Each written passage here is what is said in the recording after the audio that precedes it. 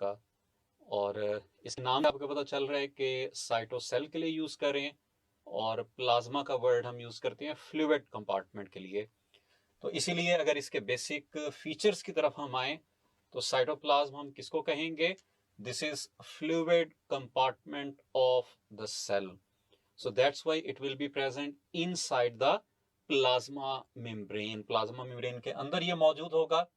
और इसकी एक्सटेंट अगर हम देखें, this is the fluid portion present between plasma membrane and nuclear membrane.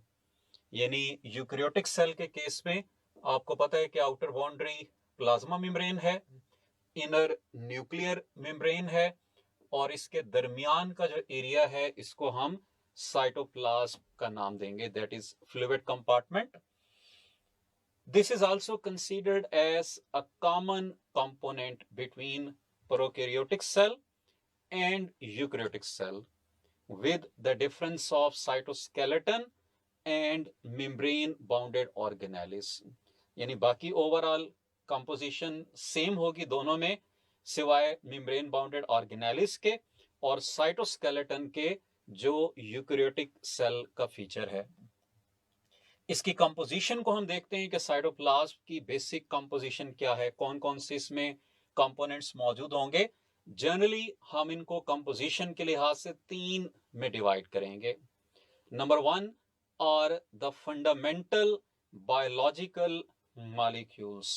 ये हम उन मॉलिक्यूल्स को कह रहे हैं जो लाइफ को सस्टेन करने के लिए एसेंशियल हैं। अब इनमें से कुछ मॉलिक्यूल्स ऐसे होंगे जो साइटोप्लाज्म के अंदर ट्रू सॉल्यूशन डेवलप करेंगे। ट्रू सॉल्यूशन का मतलब ये होगा कि ये हम उन सब्सटेंसेस के लिए टर्म यूज कर रहे हैं which are soluble in water या सॉल्युबल इन द साइटोप्लाज्म। इसके अंदर हम इंक्लूड करते हैं साल्ट्स को, अमीनो एसिड्स को, इसी तरह से ग्लूकोज को। ये ट्रू सॉल्यूशन को डेवलप करेंगे। दूसरी टाइप सॉल्यूशन की जो साइटोप्लाज्म के अंदर डेवलप होती है, that is colloidal solution. Colloidal solution का मतलब क्या है कि इसमें कोलाइड बनेगा, और कोलाइड का मतलब यह है कि वो पार्टिकल्स होंगे जो इसके अंदर सस्पेंडेड फॉर्म में मौजूद होंगे, जैसे लार्ज साइज प्रोटीन्स हैं, स्टार्च के मॉलिक्यूल्स हैं which are insoluble in water. तो ये कोलाइडल सॉल्यूशन को डेवलप करेंगे। उसके बाद इसी को अगर हम आगे कंटिन्यू करें तो साइटोप्लाज्म के अंदर मौजूद होता है एक्वस ग्राउंड सब्सटेंस। एक्वस का मतलब है कि वाटर होगा, and water is the most abundant component of the cytoplasm which is about 90%। इस एक्वस ग्राउंड सब्सटेंस से रिलेटेड 2 बेसिक टर्मिनोलॉजीज हैं जिनको आपने याद रखना है। वन इज द साइटोसोल, यानी ऐसा कंपार्टमेंट जिसकी विस्कोसिटी कम है या जो नॉन विस्कस है उसको हम कहेंगे साइटोसोल, जबकि ऐसा कंपार्टमेंट जिसकी विस्कोसिटी ज्यादा है उसको हम कहेंगे साइटोजेल। याद रखिएगा कि सेल के अंदर जो साइटोप्लाज्म प्रेजेंट होता है, इस साइटोप्लाज्म का जो आउटर कंपार्टमेंट है यूकैरियोटिक सेल में, this is gel like in consistency, इसको हम साइटोजेल कहेंगे। जबकि इसका जो सेंट्रल कंपार्टमेंट है that is sol like in consistency and we will call it as cytosol. तो आपने साइटोसोल और साइटोजेल की लोकेशन को भी याद रखना है कि इसमें सेंट्रल लोकेशन किसकी होगी और पेरिफेरल लोकेशन किसकी होगी। तीसरा कंपोनेंट जो साइटोप्लाज्म के अंदर हम प्लेस करते हैं वह है साइटोप्लाज्मिक ऑर्गेनेलिस। और जनरली इन ऑर्गेनेलिस को हम मेम्ब्रेन्स की बेस पर 3 कैटेगरीज में डिवाइड करते हैं। इसमें फर्स्ट कैटेगरी हमारे पास आती है नॉन मेम्ब्रेनस ऑर्गेनेलिस की, जिनके अराउंड मेम्ब्रेन नहीं होगी। एग्जाम्पल्स में राइबोसोम और सेंट्रियोल्स हैं। दूसरी कैटेगरी सिंगल मेम्ब्रेनस ऑर्गेनेलिस की है which are bounded by the single membrane.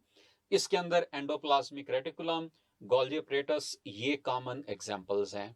और इसी तरह से तीसरी कैटेगरी हमारे पास है डबल मेम्ब्रेनस ऑर्गेनेलिस की, जिसके अंदर हम प्लेस करते हैं माइटोकॉन्ड्रिया को और क्लोरोप्लास्ट को। सो ये ओवरऑल हमें क्लियर हुआ कि साइटोप्लाज्म की कंपोजिशन क्या है। अब हम चलते हैं इनके फंक्शंस की तरफ।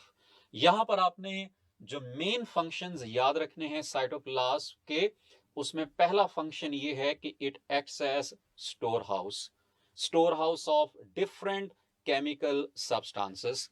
और ये केमिकल सब्सटेंसेस न्यूट्रिएंट्स की फॉर्म में भी हो सकते हैं और ये वेस्ट मटेरियल्स की फॉर्म में भी हो सकते हैं, यानी it is a store house for both nutrients and waste materials. इसी तरह से जो साइटोप्लाज्म है, it acts as pathway for different metabolic reactions. यहां पे भी चंद एक एग्जांपल्स जो आप लोग पढ़ चुके हैं, लाइक ग्लाइकोलिसिस कहां होती है, ये साइटोप्लाज्म के अंदर होगी, यानी it is the pathway for respiration. इसी तरह से प्रोटीन सिंथेसिस का एक प्रोसेस आपने पढ़ा है, translation. Translation commonly occurs in cytoplasm. तो प्रोटीन सिंथेसिस का पाथवे भी ये साइटोप्लाज्म में डेवलप हो रहा है। और इसी तरह से आपने याद रखना है कि साइटोप्लाज्म ने डिफरेंट सब्सटेंसेस को सेल के अंदर डिस्ट्रीब्यूट भी करवाना है, और इसीलिए इस साइटोप्लाज्म में मूवमेंट्स प्रोड्यूस होती रहती हैं for the active distribution of these substances. और इन मूवमेंट्स को हम साइटोप्लाज्मिक स्ट्रीमिंग मूवमेंट्स का नाम देंगे, या हम इसको कहेंगे active movement, mass movements of the cytoplasm. So ये ओवरऑल इसके मेजर फंक्शंस हैं।